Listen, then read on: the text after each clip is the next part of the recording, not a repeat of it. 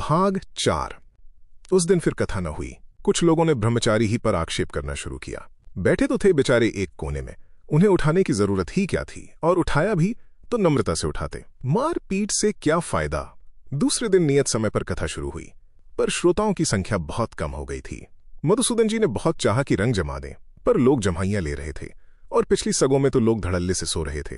मालूम होता था मंदिर का आंगन कुछ छोटा हो गया है, दरवाजे कुछ नीचे हो गए हैं, भजन मंडली के न होने से और भी सन्नाटा है। उधर नौजवान सभा के सामने खुले मैदान में शांति कुमार की कथा हो रही थी। ब्रजनाथ, सलीम, आत्मानंद आदि आने वालों का स्वागत करते थे। थोड़ी देर में दरियां छोटी पड़ गईं और थोड़ी देर और गुजरने पर मैदान भी छोटा पड़ गया। अधिकांश लोग नंगे बदन थे, कुछ लोग चीथड़े पहने हुए। उनकी देह से तंबाकू और मैलेपन की दुर्गंध आ रही थी। स्त्रियां आभूषणहीन मैली कुचैली धोतियां या लहंगे पहने हुए थीं। रेशम और सुगंध और चमकीले आभूषणों का कहीं नाम न था, पर हृदयों में दया थी, धर्म था, सेवा भाव था, त्याग था। नए आने वालों को देखते ही लोग जगह घेरने को पांव न फैला लेते थे, यों न ताकते थे जैसे कोई शत्रु आ गया हो, बल्कि और सिमट जाते थे और खुशी से जगह दे देते थे। 9 बजे कथा आरंभ हुई। ये देवी देवताओं और अवतारों की कथा न थी, ब्रह्मर्षियों के तप और तेज का वृत्तांत न था, क्षत्रियों के शौर्य और दान की गाथा न थी। ये उस पुरुष का पावन चरित्र था जिसके यहाँ मन और कर्म की शुद्धता ही धर्म का मूल तत्व है। वही ऊंचा है जिसका मन शुद्ध है, वही नीच है जिसका मन अशुद्ध है। जिसने वर्ण का स्वांग रचकर समाज के एक अंग को मदांध और दूसरे को म्लेच्छ नहीं बनाया, किसी के लिए उन्नति या उद्धार का द्वार नहीं बंद किया, एक के माथे पर बड़प्पन का तिलक और दूसरे के माथे पर नीचता का कलंक नहीं लगाया।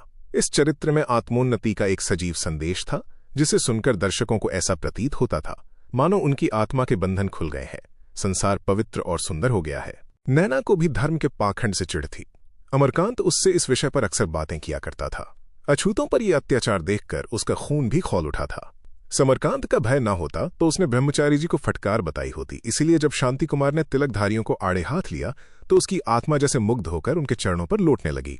अमरकांत से उनका बखान कितनी ही बार सुन चुकी थी। इस समय उनके प्रति उसके मन में ऐसी श्रद्धा उठी कि जाकर उनसे कहे, तुम धर्म के सच्चे देवता हो, तुम्हें नमस्कार करती हूं। अपने आसपास के आदमियों को क्रोधित देख देखकर उसे भय हो रहा था कि कहीं ये लोग उन पर टूट न पड़े। उसके जी में आता था जाकर डॉक्टर के पास खड़ी हो जाए और उनकी रक्षा करे। जब वो बहुत से आदमियों के साथ चले गए तो उसका चित्त शांत हो गया। वो भी सुखदा के साथ घर चली आई। सुखदा ने रास्ते में कहा, ये दुष्ट न जाने कहां से फट पड़े। उस पर डॉक्टर साहब उल्टे उन्हीं का पक्ष लेकर लड़ने को तैयार हो गए।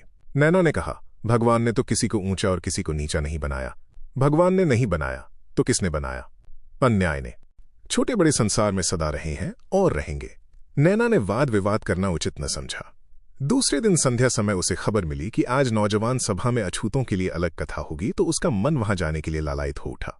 वो मंदिर में सुखदा के साथ तो गई, पर उसका जी उचाट हो रहा था। जब सुखदा झपकियां लेने लगी, आज ये कृत्य शीघ्र ही होने लगा, तो वो चुपके से बाहर आई और एक तांगे पर बैठकर नौजवान सभा चली। वो दूर से जमाव देखकर लौट आना चाहती थी, जिसमें सुखदा को उसके आने की खबर न हो। उसे दूर से गैस की रोशनी दिखाई दी। जरा और आगे बढ़ी तो ब्रजनाथ की स्वर लहरियां कानों में आईं। तांगा उस स्थान पर पहुंचा तो शांति कुमार मंच पर आ गए थे। आदमियों का एक समुद्र उमड़ा हुआ था और डॉक्टर साहब की प्रतिभा उस समुद्र के ऊपर किसी विशाल व्यापक आत्मा की भांति छाई हुई थी। नैना कुछ देर तो तांगे पर मंत्रमुग्ध सी बैठी सुनती रही, फिर उतरकर पिछली कतार में सबके पीछे खड़ी हो गई। एक बुढ़िया बोली, कब तक खड़ी रहोगी बिटिया, भीतर जाकर बैठ जाओ। नैना ने कहा, बड़े आराम से हूं, सुनाई दे रहा है। बुढ़िया आगे थी। उसने नैना का हाथ पकड़कर अपनी जगह पर खींच लिया और आप उसकी जगह पर पीछे हटाई। नैना ने अब शांति कुमार को सामने देखा। उनके मुख पर देवोपम तेज छाया हुआ था। जान पड़ता था इस समय वो किसी दिव्य जगत में है, मानो वहां की वायु सुधामयी हो गई है। जिन दरिद्र चेहरों पर वो फटकार बरसते देखा करती थी, उन पर आज कितना गर्व था, मानो वे किसी नवीन संपत्ति के स्वामी हो गए हैं। इतनी नम्रता, इतनी भद्रता इन लोगों में उसने कभी न देखी थी। शांति कुमार कह रहे थे, क्या तुम ईश्वर के घर से गुलामी करने का बीड़ा लेकर आए हो? तुम तन मन से दूसरों की सेवा करते हो, पर तुम गुलाम हो। तुम्हारा समाज में कोई स्थान नहीं। तुम समाज की बुनियाद हो। तुम्हारे ही ऊपर समाज खड़ा है, पर तुम अछूत हो। तुम मंदिरों में नहीं जा सकते। ऐसी अनीति इस अभागे देश के सिवा और कहां हो सकती है? क्या तुम सदैव इसी भांति पतित और दलित बने रहना चाहते हो? एक आवाज आई, हमारा क्या बस है? शांति कुमार ने उत्तेजनापूर्ण स्वर में कहा, तुम्हारा बस उस समय तक कुछ नहीं है जब तक समझते हो तुम्हारा बस नहीं है। मंदिर किसी एक आदमी या समुदाय की चीज नहीं, वो हिंदू मात्र की चीज है। यदि तुम्हें कोई रोकता है तो ये उसकी जबरदस्ती है। मत टलो उस मंदिर के द्वार से। चाहे तुम्हारे ऊपर गोलियों की वर्षा ही क्यों न हो, तुम जरा जरा सी बात के पीछे अपना सर्वस्व गंवा देते हो, जान दे देते हो। ये तो धर्म की बात है, और धर्म हमें जान से भी प्यारा होता है। धर्म की रक्षा सदा प्राणों से हुई है और प्राणों से होगी। कल की मारधाड़ ने सभी को उत्तेजित कर दिया था। दिन भर उसी विषय की चर्चा होती रही, बात तैयार होती रही। उसमें चिंगारी की कसर थी। ये शब्द चिंगारी का काम कर गए। संघ शक्ति ने हिम्मत भी बढ़ा दी। लोगों ने पगड़ियां संभाली, आसन बदले और एक दूसरे की ओर देखा, मानो पूछ रहे हो चलते हो या अभी कुछ सोचना बाकी है, और फिर शांत हो गए। साहस ने चूहे की भांति बिल से सिर निकालकर फिर अंदर खींच लिया। नैना के पास वाली बुढ़िया ने कहा, अपना मंदिर लिए रहें, हमें क्या करना है। नैना ने जैसे गिरती हुई दीवार को संभाला, मंदिर किसी एक आदमी का नहीं है। शांति कुमार ने गूंजती हुई आवाज में कहा, कौन चलता है मेरे साथ अपने ठाकुर जी के दर्शन करने। बुढ़िया ने सशंक होकर कहा, क्या अंदर कोई जाने देगा।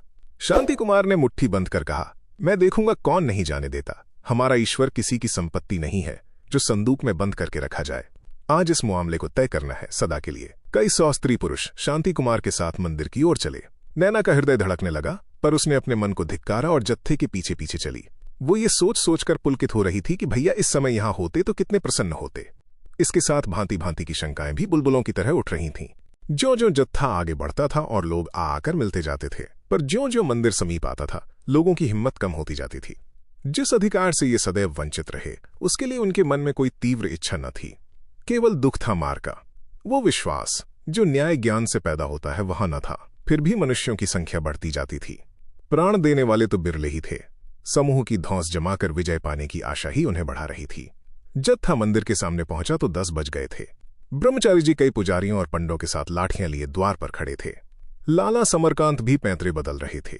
नैना को ब्रह्मचारी पर ऐसा क्रोध आ रहा था कि जाकर फटकारे, तुम बड़े धर्मात्मा बने हो, आधी रात तक इसी मंदिर में जुआ खेलते हो, पैसे पैसे पर ईमान बेचते हो, झूठी गवाहियां देते हो, द्वार द्वार भीख मांगते हो, फिर भी तुम धर्म के ठेकेदार हो। तुम्हारे तो स्पर्श से ही देवताओं को कलंक लगता है। वो मन के इस आग्रह को रोक न सकी। पीछे से भीड़ को चीरती हुई मंदिर के द्वार को चली आ रही थी कि शांति कुमार की निगाह उस पर पड़ गई। चौंक कर बोले, तुम यहां कहां नैना, मैंने तो समझा था तुम अंदर कथा सुन रही होगी। नैना ने बनावटी रोष से कहा, आपने तो रास्ता रोक रखा है, कैसे जाऊं। शांति कुमार ने भीड़ को सामने से हटाते हुए कहा, मुझे मालूम न था कि तुम रुकी खड़ी हो। नैना ने जरा ठिठक कर कहा, आप हमारे ठाकुर जी को भ्रष्ट करना चाहते हैं। शांति कुमार उसका विनोद न समझ सके। उदास होकर बोले, क्या तुम्हारा भी यही विचार है नैना। नैना ने और रपरा जमाया, आप अछूतों को मंदिर में भर देंगे तो देवता भ्रष्ट न होंगे। शांति कुमार ने गंभीर भाव से कहा, मैंने तो समझा था देवता भ्रष्टों को पवित्र करते हैं, खुद भ्रष्ट नहीं होते। सहसा ब्रह्मचारी ने गरज कर कहा, तुम लोग क्या यहां बलवा करने आए हो। ठाकुर जी के मंदिर के द्वार पर एक आदमी ने आगे बढ़कर कहा, हम फौजदारी करने नहीं आए हैं, ठाकुर जी के दर्शन करने आए हैं। समरकांत ने उस आदमी को धक्का देकर कहा, तुम्हारे बाप दादा भी कभी दर्शन करने आए थे कि तुम ही सबसे वीर हो। शांति कुमार ने उस आदमी को संभाल कर कहा, बाप दादों ने जो काम नहीं किया, क्या पोतों पर पोतों के लिए भी वर्जित है। लालाजी बाप दादे तो बिजली और तार का नाम तक नहीं जानते थे, फिर आज इन चीजों का क्यों व्यवहार होता है। विचारों में विकास होता ही रहता है, उसे आप नहीं रोक सकते। समरकांत ने व्यंग्य से कहा, इसीलिए तुम्हारे विचार में यह विकास हुआ है कि ठाकुर जी की भक्ति छोड़कर उनके द्रोही बन बैठे। शांति कुमार ने प्रतिवाद किया, ठाकुर जी का द्रोही मैं नहीं हूं, द्रोही वो हैं जो उनके भक्तों को उनकी पूजा नहीं करने देते। क्या ये लोग हिंदू संस्कारों को नहीं मानते। फिर आपने मंदिर का द्वार क्यों बंद कर रखा है।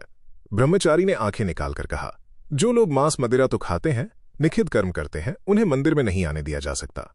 शांति कुमार ने शांत भाव से जवाब दिया, मांस मदिरा तो बहुत से ब्राह्मण क्षत्रिय वैश्य भी खाते हैं, आप उन्हें क्यों नहीं रोकते। भंग तो प्राय सभी पीते हैं, फिर वे क्यों यहां आचार्य और पुजारी बने हुए हैं। समरकांत ने डंडा संभाल कर कहा, ये सब यों न मानेंगे, इन्हें डंडों से भगाना पड़ेगा। जरा जाकर थाने में इत्तला कर दो कि ये लोग फौजदारी करने आए हैं। इस वक्त तक बहुत से पंडे पुजारी जमा हो गए थे। सब के सब लाठियों के कुंदों से भीड़ को हटाने लगे। लोगों में भगदड़ मच गई। कोई पूरब भागा, कोई पश्चिम। शांति कुमार के सिर पर भी एक डंडा पड़ा, पर खड़े आदमियों को समझाते रहे, भागो मत, भागो मत, सब के सब वहीं बैठ जाओ, ठाकुर के नाम पर अपने को बलिदान कर दो धर्म के लिए। पर दूसरी लाठी सिर पर इतने जोर से पड़ी कि पूरी बात भी मुंह से न निकलने पाई और वो गिर पड़े। संभल कर फिर उठना चाहते थे कि ताबड़तोड़ कई लाठियां पड़ गईं, यहां तक कि वो बेहोश हो गए।